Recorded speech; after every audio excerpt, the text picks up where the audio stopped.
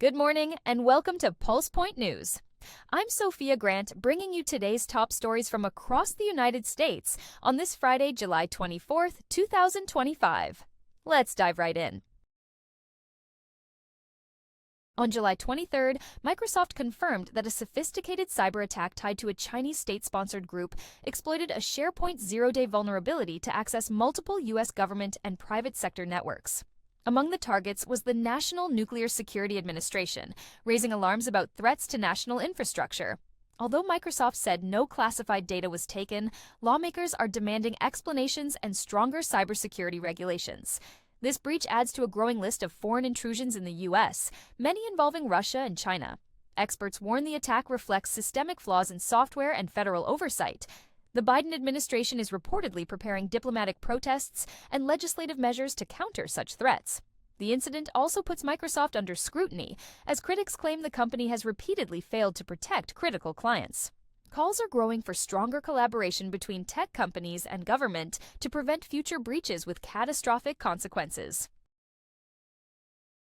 The House Oversight Committee voted 8-2 on July 23rd to subpoena all Department of Justice records related to Jeffrey Epstein's sex trafficking investigation. Lawmakers expressed bipartisan frustration over the DOJ's limited transparency, especially surrounding Epstein's prison death and alleged protection of powerful individuals. The committee also plans to summon Ghislaine Maxwell for live testimony in August to address questions about Epstein's criminal network. The vote occurred just before Congress adjourned for its summer recess, increasing urgency for a DOJ response. Civil rights advocates and victims' families welcomed the decision, saying it may finally expose institutional failures and deliver justice. However, legal experts caution that political motives could complicate the inquiry. The Justice Department has yet to issue a formal statement. Public trust in the government's handling of the case remains low, prompting new calls for transparency, accountability, and oversight. Former President Donald Trump sparked new political controversy on July 23rd by accusing Barack Obama of treason. At a rally and in online posts, Trump claimed Obama orchestrated the 2016 Russia investigation to sabotage his campaign, calling it the greatest political crime in history. Democrats condemned the accusation as baseless and inflammatory, warning it could further destabilize an already polarized environment. The comment comes amid rising tension in Washington, ahead of the 2026 midterm elections.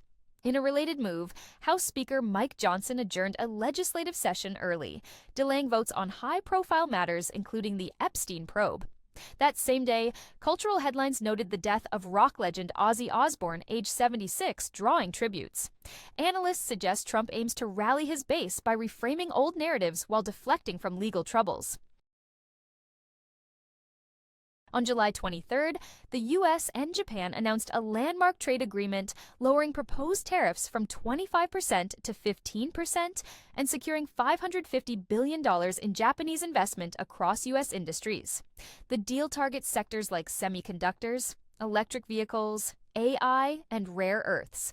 Officials from both nations praised it as a strategic alliance that strengthens Pacific partnerships and reduces reliance on China for vital resources.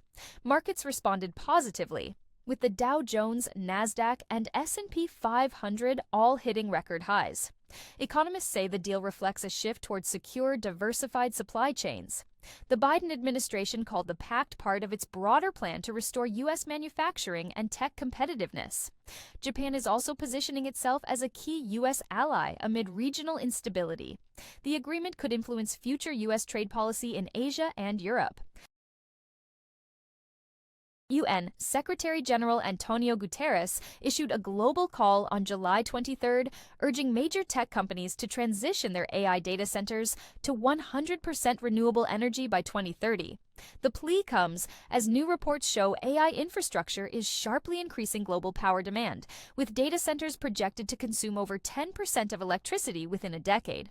Guterres warned unchecked tech expansion could undermine climate goals. The announcement coincides with a massive U.S. heatwave, with 85 million people under advisories. Environmental groups say companies like Microsoft, Google, and Amazon must move beyond pledges and adopt enforceable decarbonization plans. Some firms have made progress, but critics say it's too slow. The UN calls for global cooperation, stronger accountability, and tighter regulation to ensure tech innovation supports, not hinders, sustainability. The issue will be central at upcoming climate summits. On July 23rd, Brian Kohberger was sentenced to 4 consecutive life terms without parole after pleading guilty to the 2022 murders of 4 University of Idaho students. The case shocked the nation, yet Kohberger gave no explanation, leaving families without closure. Prosecutors described the killings as brutal and premeditated, but no manifesto or clear motive has surfaced. The case has reignited debates on mental health, academic profiling, and missed warning signs. Families expressed relief but frustration with lingering questions. Legal experts say the case may spur reforms in how institutions handle behavioral red flags. That wraps up today's headlines, and thank you for joining me on this July 23rd news briefing.